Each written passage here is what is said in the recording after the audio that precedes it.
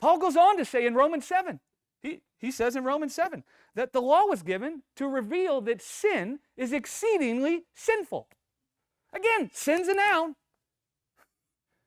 He's not talking about the law was given to reveal to you that stealing some gum from the store is exceedingly sinful. That's not what he's saying. Now, I'm not telling you to go steal gum from the store. But when we think that's what he's talking about, we're reading that word sin as if it's a verb and it's a noun. And so Paul says the law was given to reveal that sin was exceedingly sinful, meaning the law was given to show mankind that looking to the works of their hands to try to inherit life was causing them to fall short of the glorification of their bodies. Because man was trying to clothe upon themselves with the fruit of God's life, instead of looking to the strength in God's hand to clothe them with life, that was causing them to fall short of the glorification of their bodies. The law revealed that trying to clothe yourself with life was leaving you naked. But naked.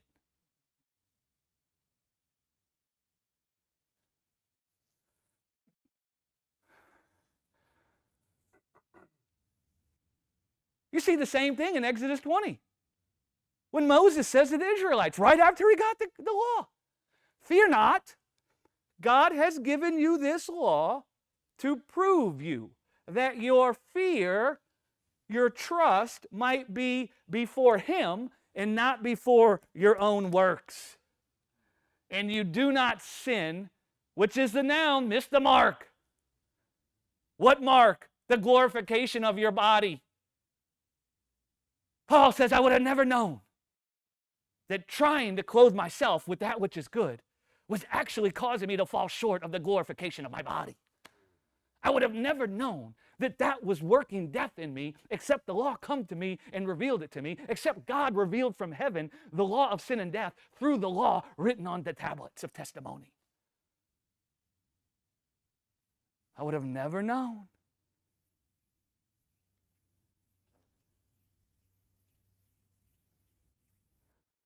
Thank you guys for sticking with me. This is one of those things you want to go back and listen to a lot.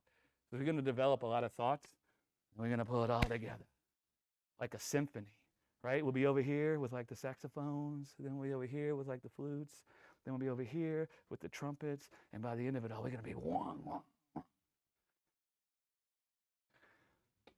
Paul says in Romans 5 that even though sin was in the world, serving people with death, sin was not imputed until the law.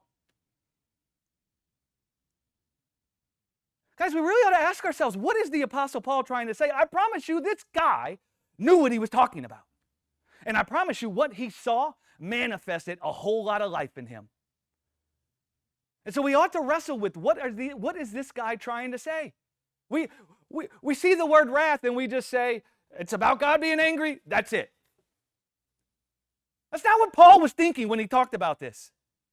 He was not thinking about an angry God. He was thinking about a God who was filled with everlasting kindness towards mankind. He was thinking about a God that wanted to gather mankind to himself so that he could serve them with life. That's what he was thinking about when he said the law worketh wrath. Paul says in Romans 5 that even though sin was in the world, serving people with death, sin was not imputed until the law. Listen, guys, the imputation of sin, I know how these words sound in our English language. And I know that I'm going to cause you cognitive dissonance. Oh, hallelujah. Because the way God thinks of things, when it bounces up against the way the world thinks of things, there's cognitive dissonance.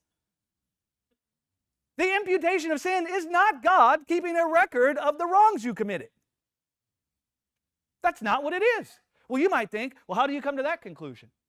Well, I'll tell you how I come to that conclusion. 1 Corinthians 13 says that love keeps no record of the wrongs committed against it. Well, 1 John says God is love. The two together. God doesn't keep a record of the wrongs committed against him. So the imputation of sin, you see what I'm saying? We get so busy with our own thoughts that we're missing the power of what this is saying. And I promise you, it's powerful, what it's actually saying.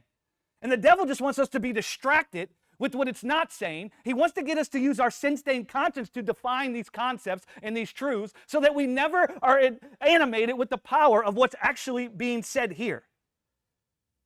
The imputation of sin is God revealing from heaven the law of sin and death. It's him revealing what it is. It's God revealing through the law what sin is and how it works death in mankind. And in fact, when Paul gets to Romans 7, he says, I see the fruit of God's life is good. I agree that it's good. But the more that I try to produce that which I say is good, the more that I don't find I produce that which I say is good, but rather I find myself producing the fruit of death. Paul's saying the law revealed that to him.